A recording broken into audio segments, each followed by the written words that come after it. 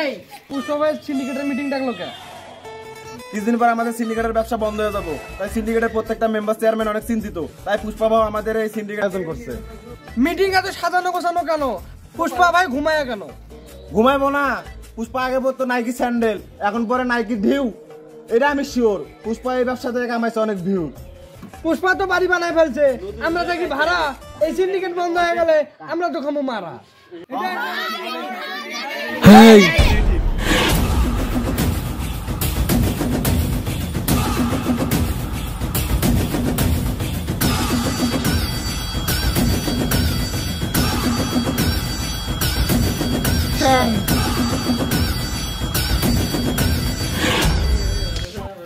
একদম চুপ।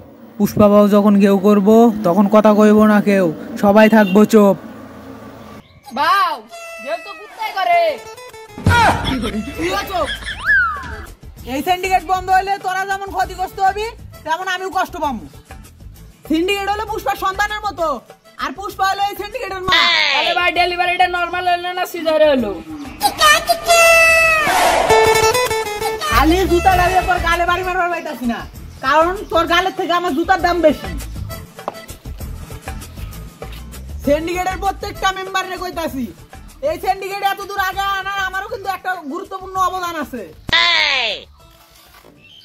সিন্ডিকেট আর আগের মতো নাই, তাই আমাদের নতুন একটা ধান্দা করতে হইব, আর ওই ধান্দা কইরাই আমাকে সফল হইতে হইব।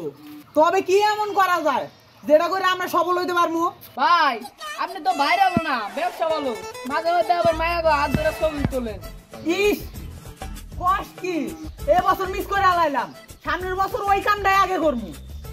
আপনার কবিতার কথা হই না, আমার এক কবির কথা মনে হইলো, যার অযুক্তি দরবারে গেলে আপনি সফল হইতে পারবেন। কিন্তু কে সেই মহান কবি? কবি প্রাক্তনন্দ্রনাথ। কিন্তু ভাও একটা সমস্যা আছে, উনি শুধু মেয়েদের হাতই ধরেন, আর কোনো পুরুষ লোক না, শুধু মেয়েদের সাথেই দেখা করেন।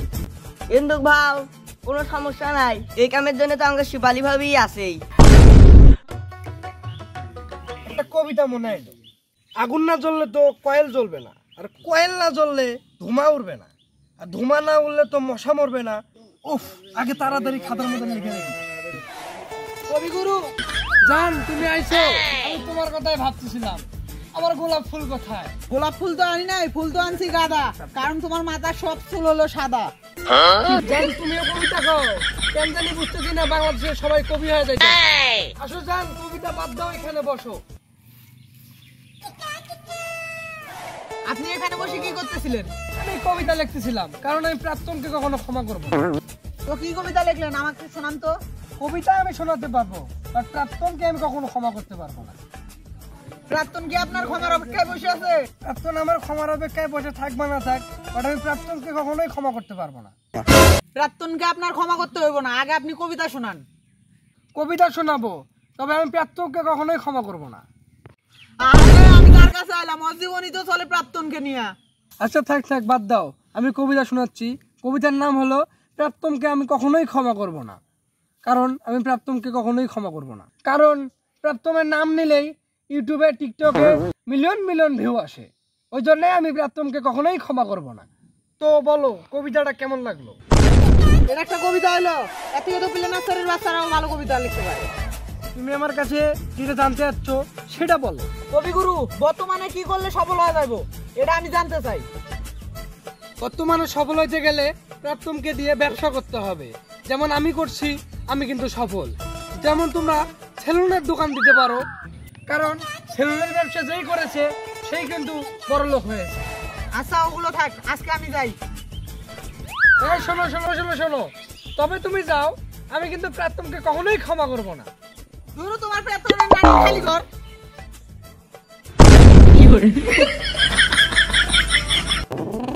তাইলে এই ঘটনা ভাইরাল হইতে হইলে সেলুন দিতে হইব। তাই তো দেখতাছি ইদানিং যে না হেই সেলুন দেয়। যা তুই একটা সেলুন দেওয়ার ব্যবস্থা করে আলা। বাউ তাইলেও কেউ সেলুনের ব্যবসা দিতে পারবো না, কারণ সেলুনের ব্যবসা দিতে গেলে যোগ্যতা লাগে। আর টিকটকার হওয়া লাগবে, আর না বউ ব্যবসায়ী হওয়া লাগবে। তাইলে টিকটক না করে আমি জীবনটারে এক ধাপ পিছিয়ে আলাইছি, তাইলে আমার সেলুনের ব্যবসা দিতে হইব, যেমনি হোক আমার সফল টিকটকার হইতে হইব। তাইলে তুই এখন ক কেমনে সফল টিকটকার হওয়া যাইব? বাউ তাহলে আমাদের এলাকায় একটা প্রফেশনাল সাবরি টিকটকার আছে, ওই সাবরি টিকটকার কাছে গেলে আপনার একদিনে প্রফেশনাল সাবরি টিকটকার বানিয়ে দিব। তাইলে ওর কাছে এলো।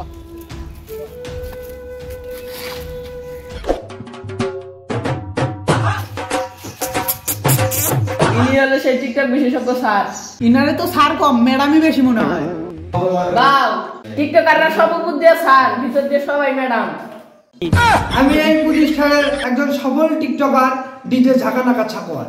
আমার এই প্রতিষ্ঠান থেকে বড় বড় সাবরি টিকটকাররা বেরিয়ে গিয়েছে। শুধু তাই না, আমি অনেক জায়গায় মিটআপ দিয়ে জুতার বাড়ি, ঝাঁটার বাড়ি খেয়ে পুরস্কৃত হয়েছি। হ্যাঁ, এদিকে আসো। এই যে আমার এক স্টুডেন্ট আমার এই প্রতিষ্ঠান থেকে নিয়ে বের হয়ে যাচ্ছে। ভবিষ্যতে টিকটকার হিসাবে বাংলাদেশে এই রাজ করবে। টিকটকে রাজ করবো? ওকে আমি টিকটকে রাজ করবো। যাবো এখন দুবাই কিংবা একটা অস্ট্রেলিয়ান গাবি, ভাই বোনার ভিডিও দেখবো, পাশে থাকবো ভাবি। স্যার, আমি আর মতো সাবরি টিকটকার হইতে চাই। যেমনি হোক আমাকে সফল টিকটকার হইতে হইব। যেমনি হোক আমাকে সফল টিকটকার হইতে হইব। আমার এর মতো টিকটকার বানায় দেন। এইরকম সাবরি টিকটকার হতে গেলে তোমাকে 3টা রুলস মানতে হবে। প্রথম রুলস, তোমাকে এইরকম টিকটকার হতে গেলে সাবরি গেটআপ নিতে হবে।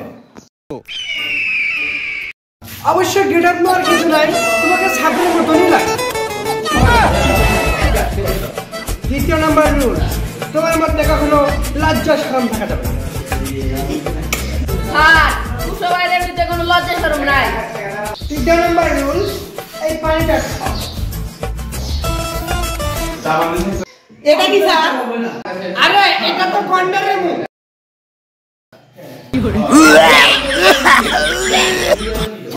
কিন্তু স্যার এটার কাজ কি?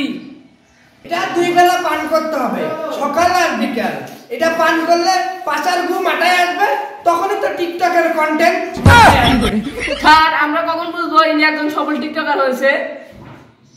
যখন তোমরা দেখবা তোমাদের কমেন্টে গালি আর গালি আছে, তখনই তোমরা বুঝবা তোমরা সফল টিকটকার হয়েছে। আচ্ছা বাউ, চলেন যাই আমরা কাজ শুরু করি। ভাই, একটা কথা আমার মাথার ভিতরে খালি বারে বারে ঘুরতেছে। সেলুনের ব্যবসা তো টিকটকাররা করে, বউ ব্যবসায়ী করে, কিন্তু আপনি টিকটকার হয়ে পয়সা নিলেন কেন?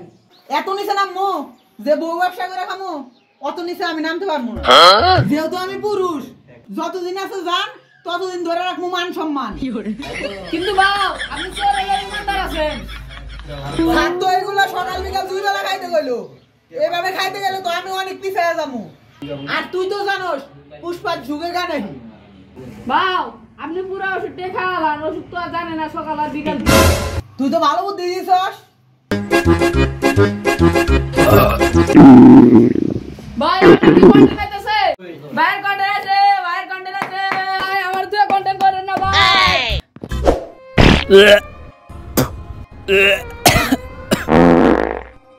ভাই, কি কন্টেন্ট বানান এত করতো কে? বাউ, সানা কইলো এটা খাওয়ার পর কন্টেন্ট মাথা দিয়ে বাইরে হতে, আপনার পিছন দিয়ে বাইরে কে? আরে এটা কন্টেন্ট না, এটা তোর কথা শুনে এক লগে খায়া আমার পেট খারাপ হইছে। তাই ডাক্তাররা টাইম টেবিল মেইনটেইন করে ওষুধ খাইতে কয়। ডাক্তার আর ডাক্তারের ভিতরে অনেক বড় তফাৎ আছে। বাউ, ডাক্তার আর ডাক্তারের ভিতরে কি অনেক বড় তফাৎ আছে? খালি না একটা ছড়ে আছে। দেখেন ভাই, কোনো কন্টেন্ট আয় নাই। টতে টিকটক, টতে টয়লেট। তাইলে টিকটকের কথা টয়লেটে বসে চিন্তা করতে হইব। আপনার বুদ্ধি আছে ভাই। কন্টেন্ট পাইলে আওয়াজ দিন, ভিডিও করা শুরু করমু।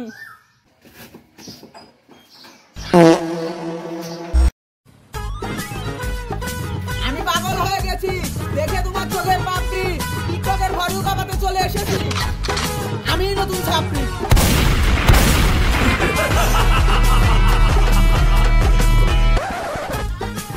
আমরা করবো বিজনেস আর তোমরা খেলবা দিয়া বাস্তা গো বেলুন। সামনে খুলতাছি নতুন ছাপড়ি হেয়ার কাট সেলুন।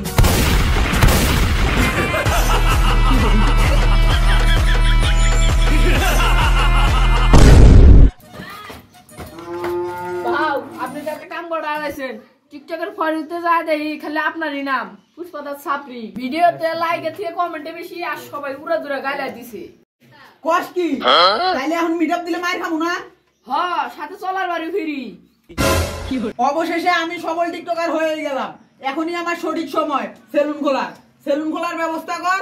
আর হলো সেলুনের নাম থাকবো সাপ্রি হেয়ার কাট। ব্যানারটা হইছে একদম করা, এখন শুধু সেলুনটা উদ্বোধনের পালা। সেলুন উদ্বোধন করবেন কেমনে? এখনো তো মেন কাম বাকি আছে।